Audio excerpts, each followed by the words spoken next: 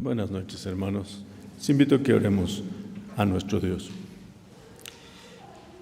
Señor Dios y Padre nuestro celestial, cuántas gracias te damos porque nos permites la bendición de estar reunidos en tu santuario, Padre, para escuchar y escudriñar tu santa palabra. Te rogamos que seamos edificados, Padre, en esta hora a través del mensaje que tú tienes para nosotros y que podamos cantar con gozo y contar también, Señor, la historia bendita de tu Evangelio. Oramos, Padre nuestro celestial, en el poderoso nombre de nuestro único y suficiente Salvador, el Señor Jesucristo. Amén.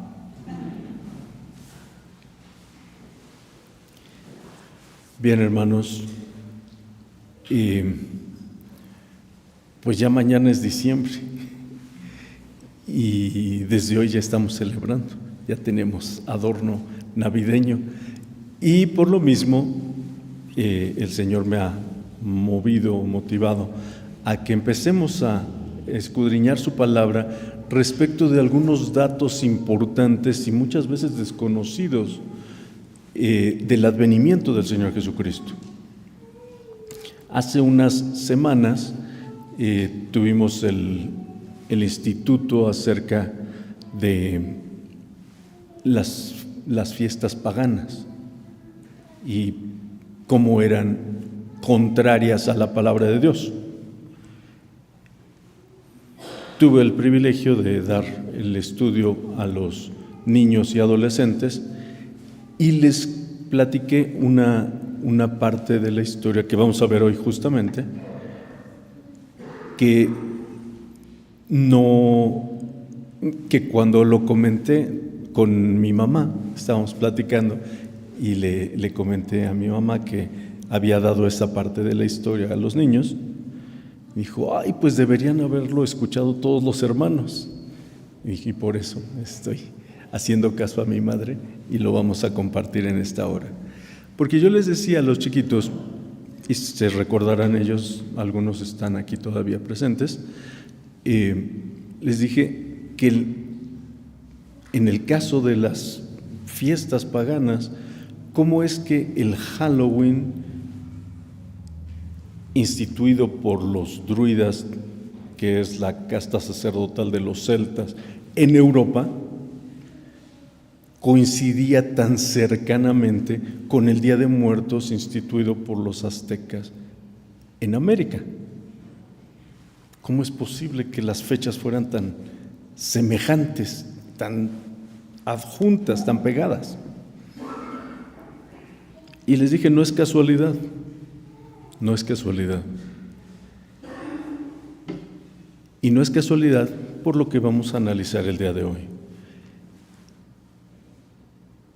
Y tampoco es casualidad que justamente el 31 de octubre diera inicio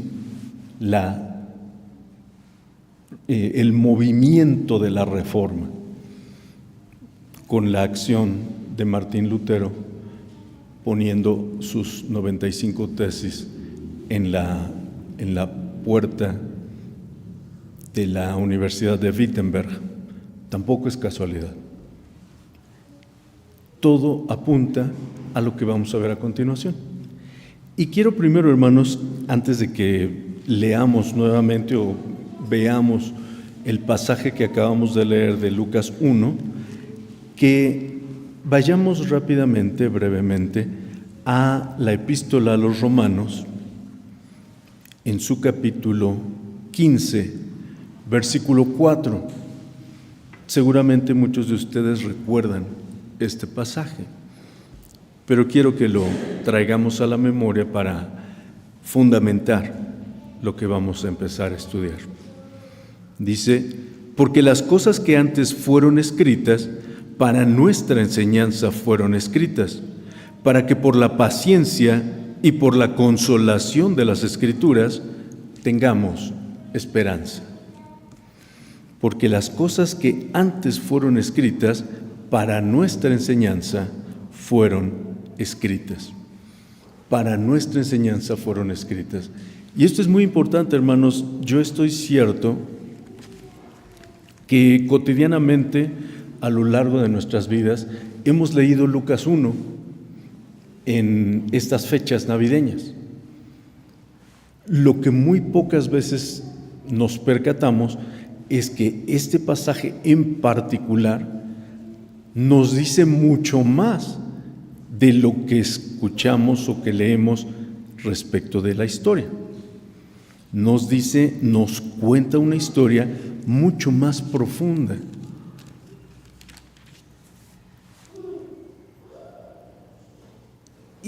Y muy pocas veces lo reflexionamos y menos lo comprendemos porque no tenemos las herramientas de análisis apropiadas para revisar esta porción de la palabra de Dios. Los primeros versículos se refieren a Zacarías. Sí, estamos claros.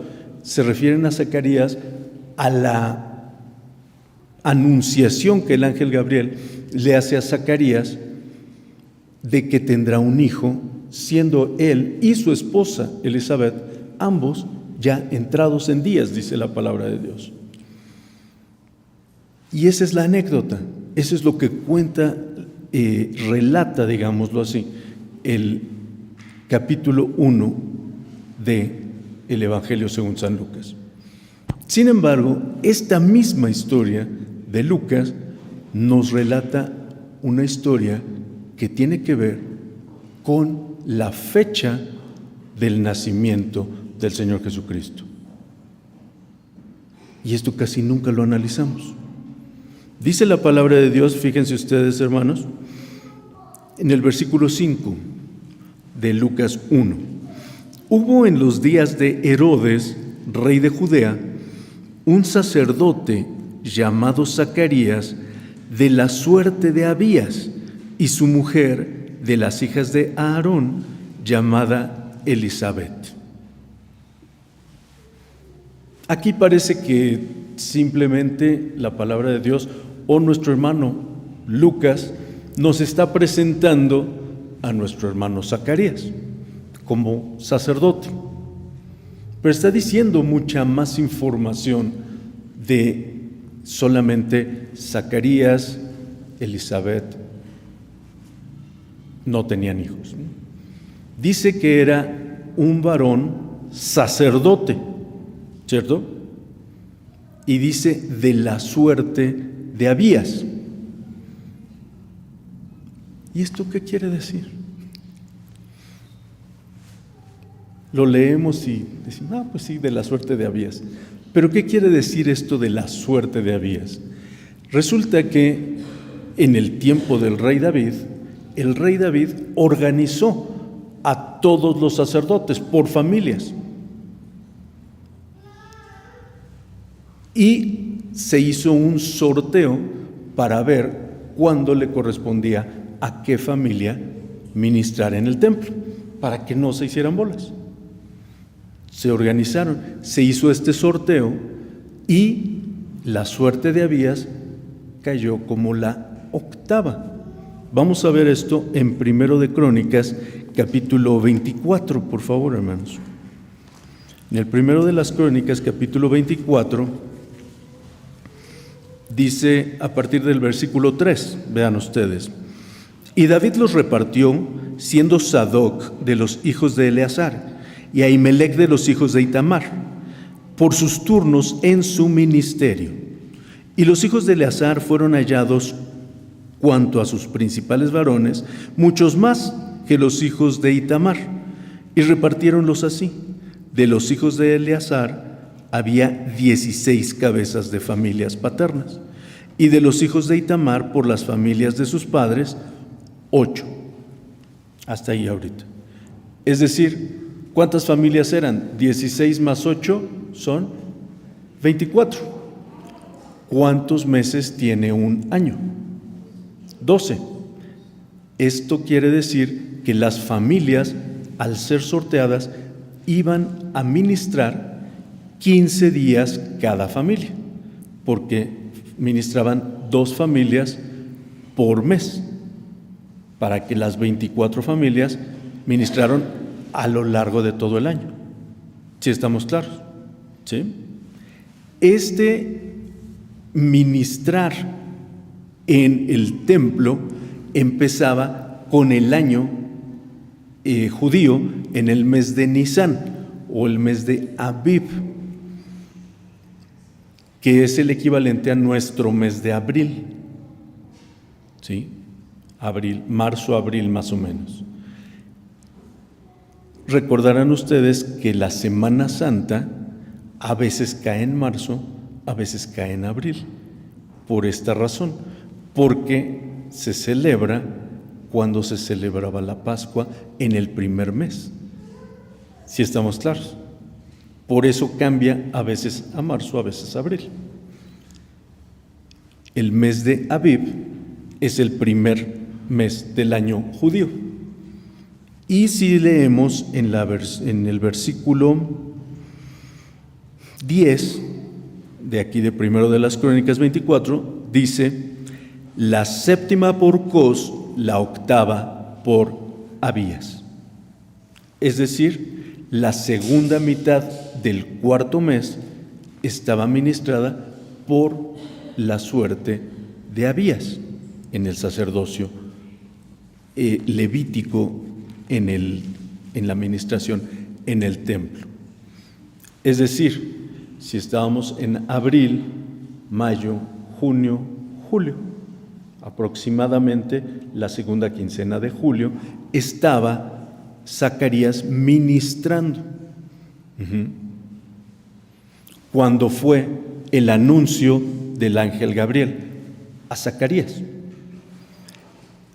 Y fíjense otro detalle muy importante. En el versículo 6 dice: y aconteció que ejerciendo Zacarías el sacerdocio delante de Dios por el orden de su vez. ¿Sí se fijaron? Dice: y aconteció que ejerciendo Zacarías el sacerdocio delante de Dios por el orden de su vez. Ahí nos está diciendo otra información muy importante. Cada sacerdote personalmente tenía el privilegio de ministrar en el templo una vez, no al año, no conforme a la suerte que le correspondía, sino en su vida. Cada sacerdote ministraba una vez en su vida, entrando al lugar santo, y al salir bendecía al pueblo, el sacerdote. Eso es lo que se refiere el orden de su vez. La suerte de Abías ministraba la segunda parte del cuarto mes, que era la octava suerte. Pero cada sacerdote personalmente solo le correspondía una ocasión en su vida. Es decir, que cuando Zacarías no creyó el anuncio de Dios a través del ángel Gabriel, perdió el privilegio de bendecir al pueblo de Israel, porque era su oportunidad para bendecir al pueblo al salir, y quedó mudo y ya no lo pudo hacer. Si nos damos cuenta, hermanos. Esto es bien interesante, y la mayoría de las veces nos perdemos estos detalles, que no son mínimos, realmente son detalles muy importantes. Y si escucharon cómo nos dijo nuestro hermano Héctor, el título de este estudio es "y al sexto mes", ¿cierto? Porque está basado en el versículo 26 de Lucas 1. Desde el versículo 24 dice: y después de aquellos días concibió su mujer Elizabeth, y se encubrió por 5 meses, diciendo: porque el Señor me ha hecho así en los días en que miró para quitar mi afrenta entre los hombres.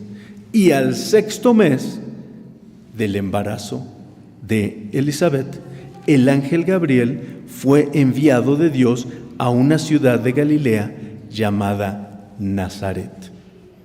¿Sí? Al 6º mes. Estábamos en julio, ¿verdad? 6 meses después vamos agosto, septiembre, octubre, noviembre, diciembre, enero. ¿Cierto? Enero. Al 6º mes fue la anunciación del nacimiento del Señor Jesucristo. Y si contamos, ¿cuántos son los meses de un embarazo? 9. Si contamos 9 meses más, febrero, marzo, abril, mayo, junio, julio, agosto, septiembre, octubre. Aproximadamente la segunda quincena de octubre fue cuando nació el Señor Jesucristo. De acuerdo a lo que dice la palabra de Dios. Y la pregunta fundamental, todos, sí, ¿por qué lo celebramos en diciembre? ¿No? Si nació en octubre, en realidad, ¿alguien podría decir qué día de octubre nació el Señor?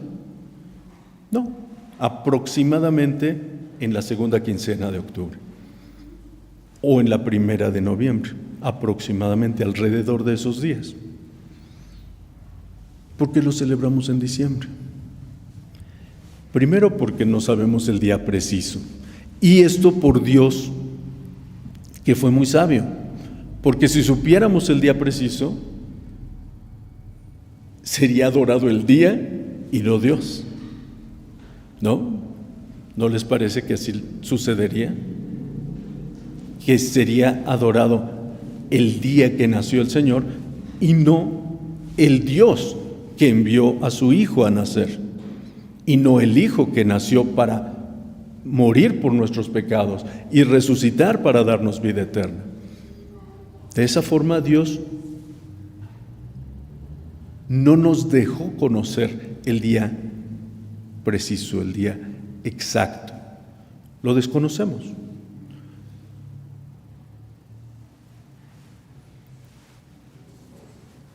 En la iglesia primitiva,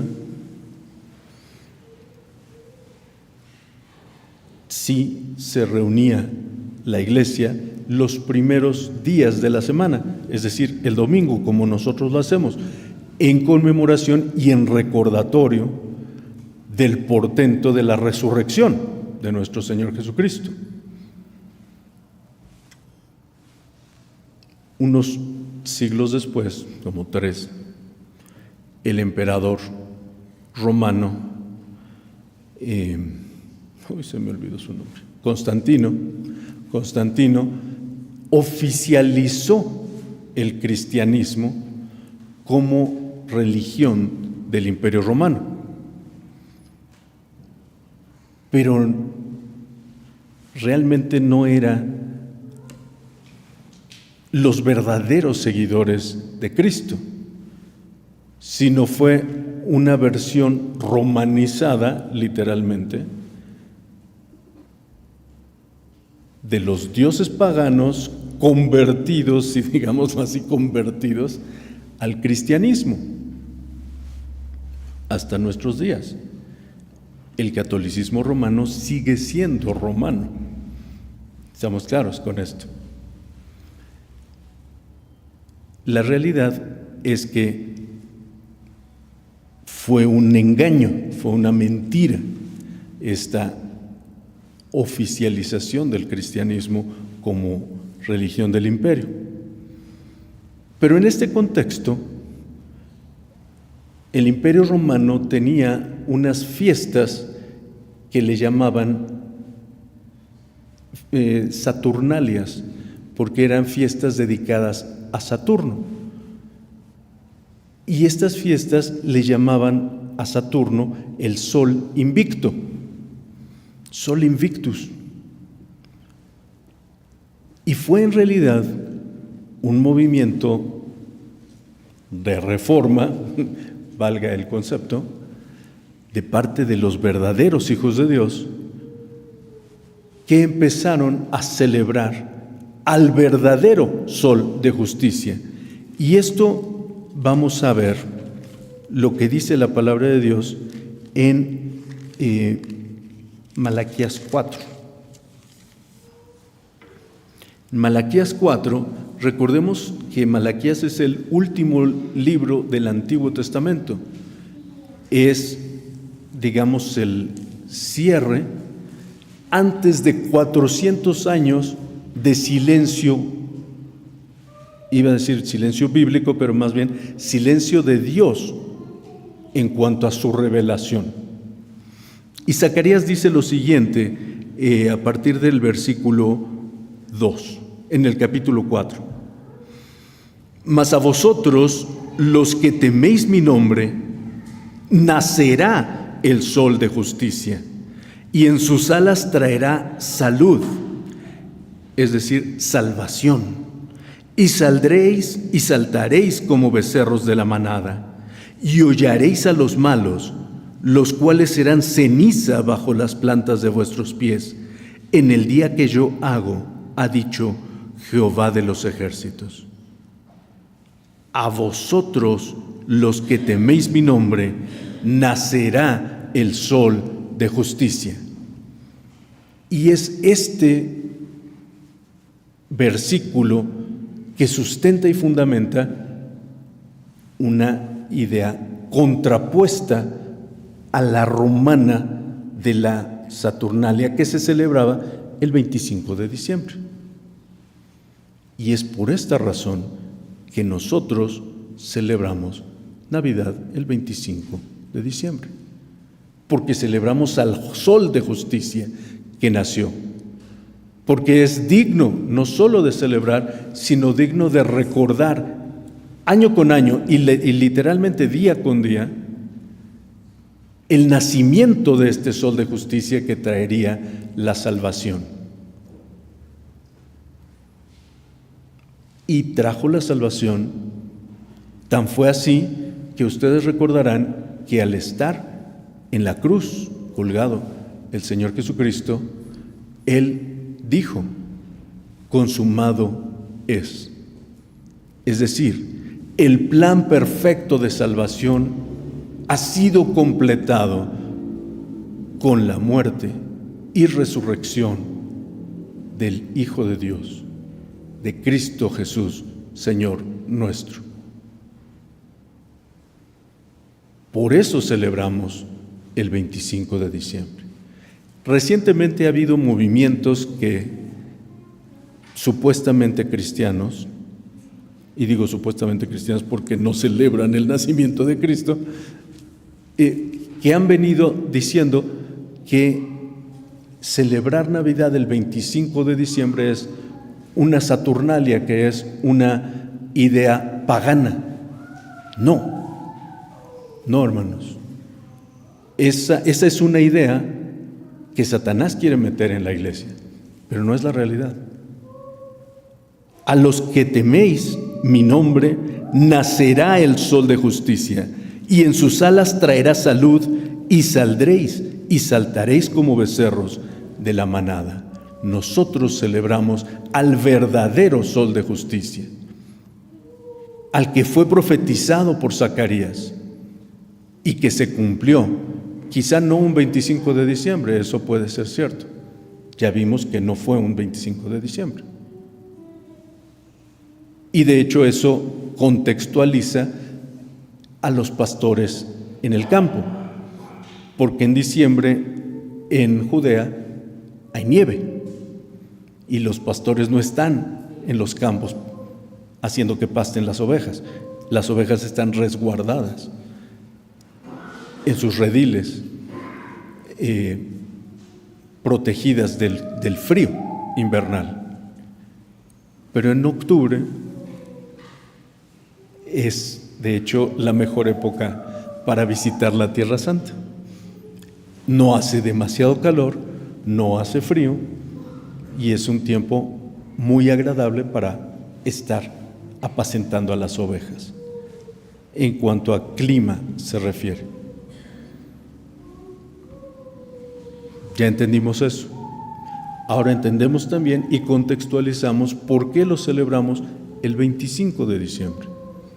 Y es por esta razón.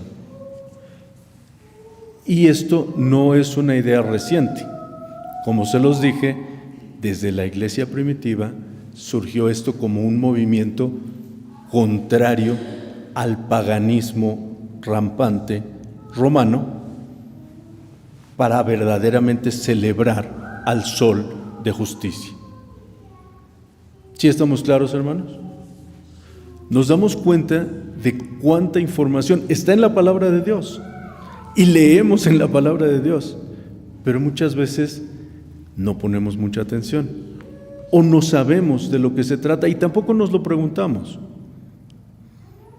Como en este caso, la orden de Abías, ¿por qué nos relata la palabra de Dios los 5 meses de encubrimiento del embarazo de Elizabeth, que al 6º mes fue la anunciación del Señor? Nos está diciendo claramente cuándo debe suceder, o cuándo debió haber sucedido. Pero lo desconocemos porque no atendemos la palabra de Dios.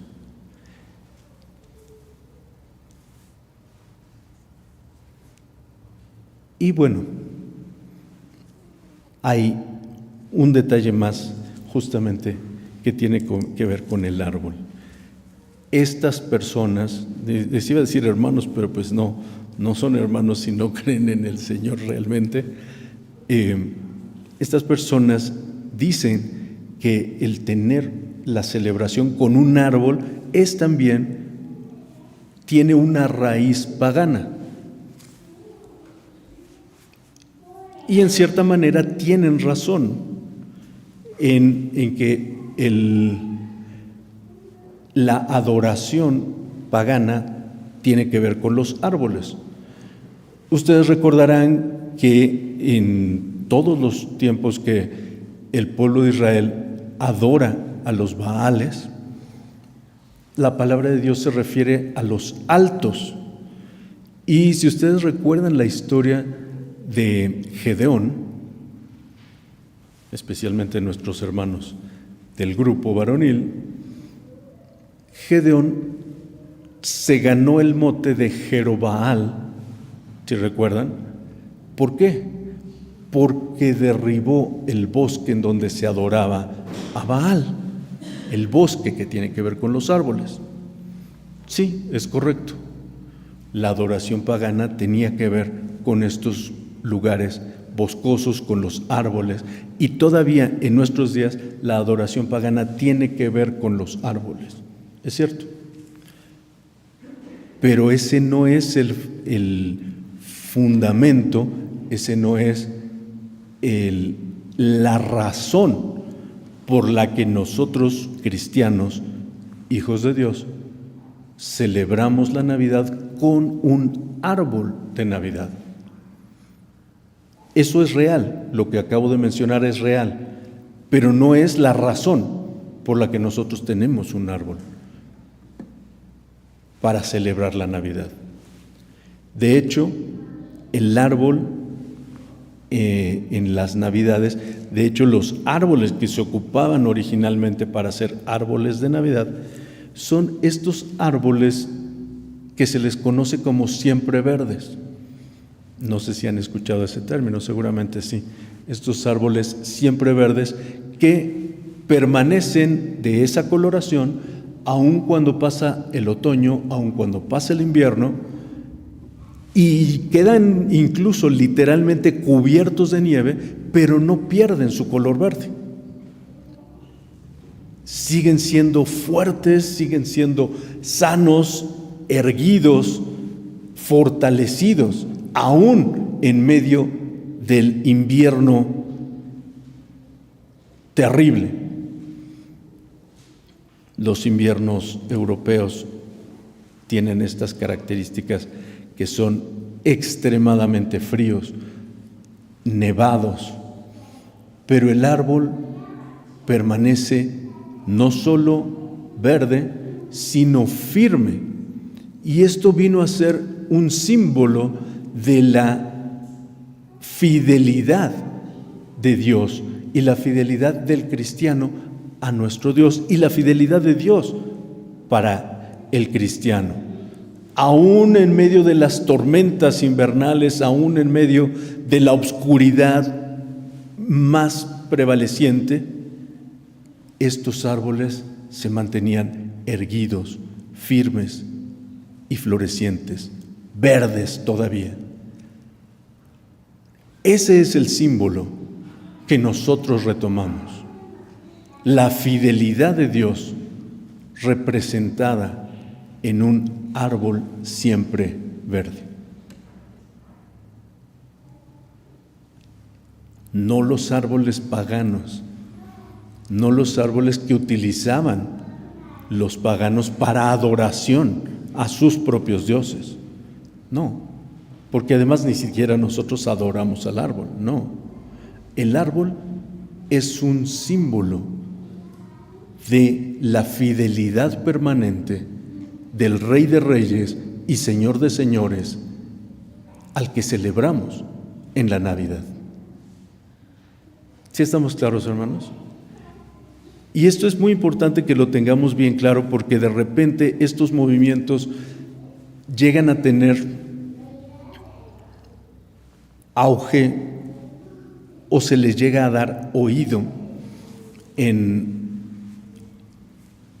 nuestras conversaciones, en nuestras iglesias incluso, y se empiezan a cuestionar, desconociendo las razones por las que celebramos como celebramos la Navidad. La razón fundamental, la razón primigenia, original, es el Evangelio. El Señor Jesucristo nació. Y en ese sentido me gusta mucho un canto de una cantata, que no recuerdo cómo se llama la cantata, pero el canto se llama Él nació para morir. Y nosotros recordamos el nacimiento del Señor Jesucristo no solamente por la bendición de que fue su nacimiento, sino lo recordamos primordialmente porque ese nacimiento lo habilitó para venir a morir por nuestros pecados y a resucitar para darnos vida eterna. Por eso celebramos la Navidad, porque es el regalo de Dios para nosotros, la salvación en Cristo. Y por eso estos símbolos son tan importantes, y es importante que entendamos ese valor simbólico y que entendamos esa raíz del valor simbólico, porque no es extrabíblico. Todo lo que acabamos de decir está en la palabra de Dios. Y bueno, este último tema de la fidelidad del Señor lo encontramos en el capítulo 5 de las Lamentaciones. Seguramente recordarán el pasaje.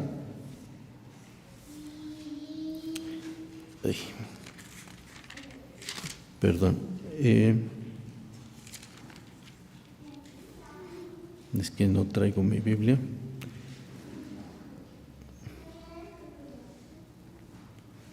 Es 3, perdón. Lamentaciones 3, versículo 22. Dice: es por la misericordia de Jehová que no somos consumidos, porque nunca decayeron sus misericordias. Nuevas son cada mañana. Grande es tu fidelidad. Grande es tu fidelidad. Y ese es el fundamento bíblico para nuestra celebración con un árbol de Navidad. La fidelidad permanente de nuestro Dios en nuestras vidas. El Señor Jesucristo nos lo dijo: he aquí yo estoy con vosotros hasta el fin del mundo. Y Él está con nosotros hasta el fin del mundo. Su fidelidad es clara, es evidente. Y el árbol navideño representa, simboliza, conmemora esta fidelidad de nuestro Dios. No es solamente un adorno, no es solamente el gozo de ver las lucecitas prendidas o cintilando. No, es el recuerdo de la fidelidad permanente de tu Dios en tu vida. Y por eso celebramos de esta forma. Dios permite, hermanos, que este conocimiento, si no nuevo, si recordado, sea de bendición en nuestras vidas y nos dé un fundamento fuerte para celebrar con gozo, con alegría, con conocimiento y con temor de Dios esta próxima Navidad. Dios les bendiga, hermanos.